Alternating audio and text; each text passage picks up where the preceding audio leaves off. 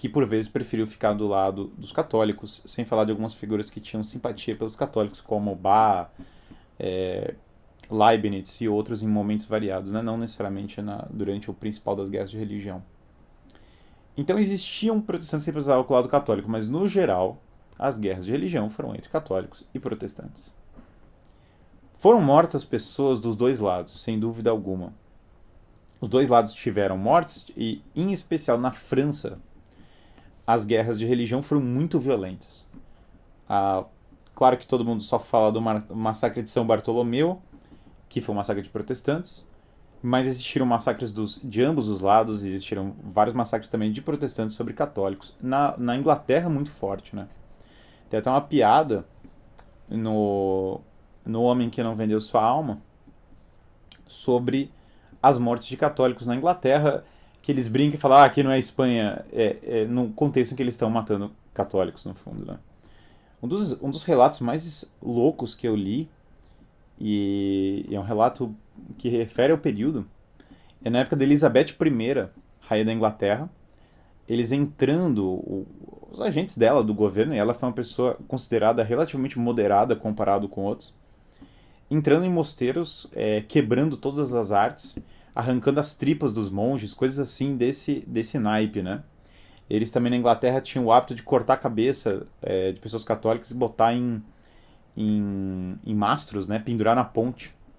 Foi o que fizeram, inclusive, com a cabeça de Thomas More, que foi um grande intelectual do período. Botaram na ponte e a filha dele conseguiu recuperar a cabeça, né? Isso depois de cortar a cabeça. Então, assim, era um período de muitas guerras. Portanto, há todo o interesse do lado que é contra os católicos de se enfatizar a questão da Inquisição. Por óbvio, há um interesse nisso. Mas não é, por incrível que pareça, a despeito dessas guerras serem muito violentas e da briga ser muito intensa, a maior parte das narrativas não vieram do começo das guerras de religião. A maior parte das narrativas veio do segundo grupo, não do primeiro. Porque o primeiro grupo, por mais que tenham panfletos e coisas, ainda na época das guerras de religião as pessoas eram muito afeitas a lerem livros, a irem atrás de relatos. E as pessoas tinham um contato mais próximo com algumas realidades históricas. O segundo grupo não tinha nenhum pudor em inventar histórias, e no primeiro tem muita propaganda de guerra, muita mentira com propaganda no primeiro período. No segundo é pior, porque eles não têm pudor algum em inventar completamente, inventar do zero, criar narrativas absolutamente falsas, que foi já no período do Iluminismo. Muitos desses iluministas são herdeiros da guerra de religião, mas é interessante porque eles simplesmente criavam histórias. Voltaire se gabava de criar histórias, assim, criava histórias falsas, sei lá. Em tal mosteiro acontece tal coisa, as freiras são meio que escravas de tal maneira, mataram tais pessoas, e simplesmente não é real. Quando você vai ver a história, não tem sequer nenhuma conexão com a história real.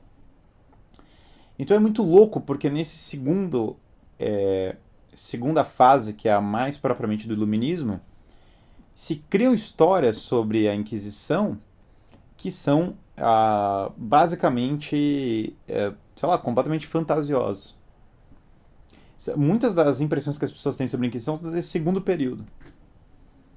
No terceiro período, por óbvio, você tem ainda um terceiro grupo com interesse, que são esses grupos mais de matriz socialista, que também queriam levar adiante suas revoluções e, portanto, queriam continuar o negócio. Então é como se você tem uma história que ela começa como propaganda de guerra e, portanto, cheia de fantasias na medida que é propaganda de guerra. Ela é bombada, ela cresce de maneira desproporcional no Iluminismo, até com mentiras muito explícitas, e depois você tem uma consolidação dessa narrativa por liberais e socialistas modernos. Então, sim, tem muito interesse para mentir a história da Inquisição. Aliás, os três grupos que eu citei têm todo o interesse do mundo. Relativo ao primeiro grupo, mas também numa fase de transição, existe a vontade muito grande, em especial da Inglaterra, em difamar Portugal e Espanha. Por quê? Porque a Inglaterra compete como potência ascendente, contra as maiores potências da época, que eram Áustria, Portugal e Espanha. Portanto, Áustria, Portugal e Espanha tinham que ser alvos mais diretos, mais claros dessas coisas todas.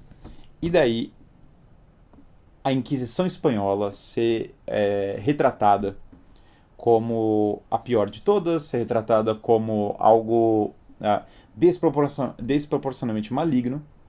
Isso entra no contexto da Leyenda Negra, ou seja, uma narrativa criada em especial por ingleses, depois, por óbvio, consolidada por maçons, lembrando que muito desse processo iluminista foi feito pela maçonaria. E a função dela é basicamente demonizar a Espanha, demonizar Portugal, dizer que eram potências malignas, que mataram todo mundo nas Américas, que eram demonizar realmente, não tem outro termo para a Leyenda Negra senão demonizar as potências rivais à Inglaterra,